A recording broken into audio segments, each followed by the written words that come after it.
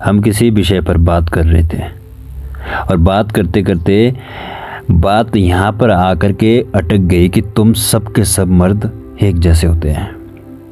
तो मुझसे रहा नहीं गया और मैंने पूछ लिया। मैंने कहा कि कौन मर्द? वही मर्द ना जो बाप बनकर ताउम्र तुम्हारी हर छोटी सी छोटी और बड़ी सी बड़ी ख्वाहिशों को पूरी करता है, जिसे अपने फटे हुए जूते सिलवाने याद नहीं रहते, लेकिन अपनी बिटिया के लिए स्कूल ड्रेस खरीदना कभी नहीं भूलता, जो महज तुम्हारी छोटी सी इलेक्ट्रॉनिक गुड़ियाँ और एक तुम्हारी पहली स्कूटी और साइकिल के लिए रोज़ 4 घंटे ओवरटाइम के नाम पर घर लेट आया करता है। तुम उसी मर्द की बात कर रही हो ना? फिर कहती है जो भी हो, मगर तुम सब के सब मर्द एक जैसे होते हैं। तो मैंने फिर कहा कि कौन मर्द भाई?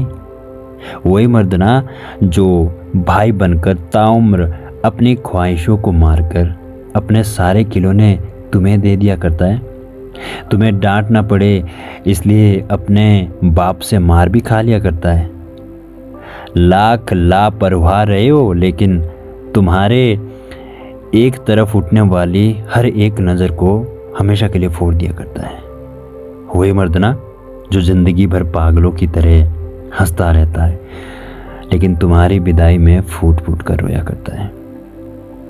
वही मर्द ना जो ज़िंदगी के भाग दौड़ में सबसे दूर भागकर तुम्हारे एक फ़ोन कॉल का इंतज़ार करता है। तुम उसी मर्द की बात कर रही हो ना? नहीं नहीं नहीं, मैं नहीं मानती, उसने कहा। तुम सब के सब मर्द एक जैसे होते हैं। अब क्या बोलूँ मैं कि किस मर्द की बात कर रही हो तुम? आखिर कौन मर्द? वही मर्द ना जो पति बनकर अपने लड़कपन को एक ही झटके में ख़त्म कर देता है। 80 की रफ्तार से चलाने वाला बाइक अचानक से 40 की रफ्तार में अपने जिम्मेदारियों को थाम लेता है। मंगलसूत्र की पहचान हुआ मर्द ताउम्र तुम्हारी छोटी छोटी ख्वाहिशों के लिए अपने हर बड़े बड़े अरमानों को मार दिया करता है। तुम उसी मर्द की बात कर रही हो ना, जो पति बनकर हर उम्र में एक दोस्त की तरह तुम्हारा साथ दिया करता है।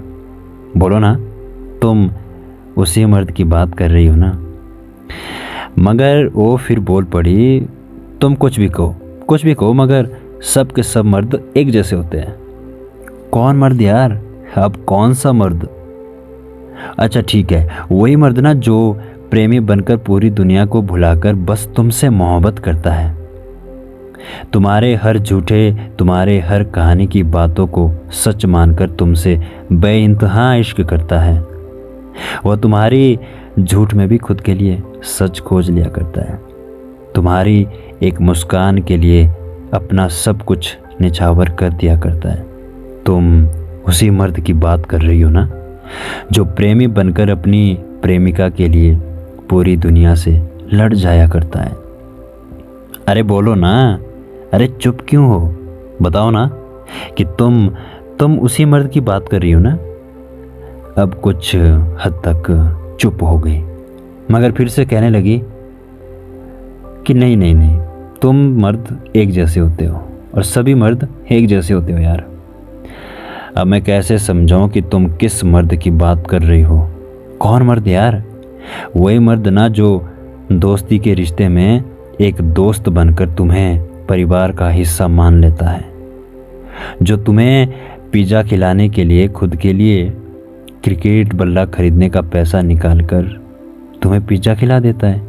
वही मर्द ना जो मात्र दोस्ती का रिश्ता होने के बावजूद भी पूरी दुनिया से तुम्हारे लिए लड़ जाया करता है, तुम्हें सबसे बचाता है, तुमसे हमेशा गाली खाता है, लेकिन तुम्हारी आंखों में कभी आंसू नहीं आने देता है।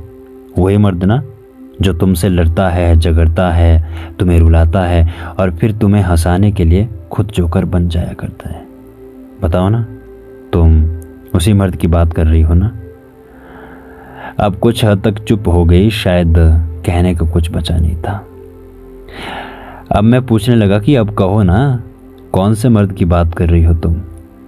वही मर्द जो एक बेटा बनकर हमेशा अपनी माँ का ढाल बनकर खड़ा रहता है। वही मर्द जिसकी हर तमन्ना को पूरी करने के लिए माँ रात भर जागती है, और माँ के बुढ़ापे में वही लड़का एक ढाल बनकर माँ की सेवा करता है। माँ के लिए उसका बेटा ही सबसे बेहतर होता है। माँ के लिए उसका बेटा ही हीरो है। हाँ, ये बात सही है कि शादी होने के बाद वही कुछ बेटे अपनी माँ को घर से निकालकर वृद्धाश्रम में भेज देते हैं, लेकिन उनके इस कुकर्म के लिए क्या सिर्फ मर्द ही जिम्मेदार होते हैं?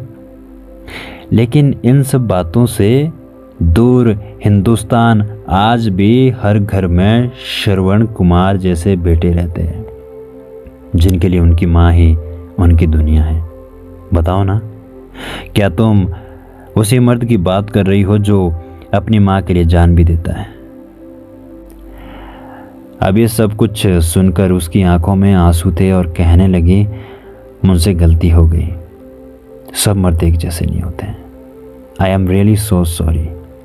इसलिए जब भी किसी की खामियां और कमियां निकालने का मन करे तो पहले उसकी कुर्बानियों पर ज़रूर जाना कि उसने क्या कुछ खोया है और क्या कुछ उसके पास बचा है।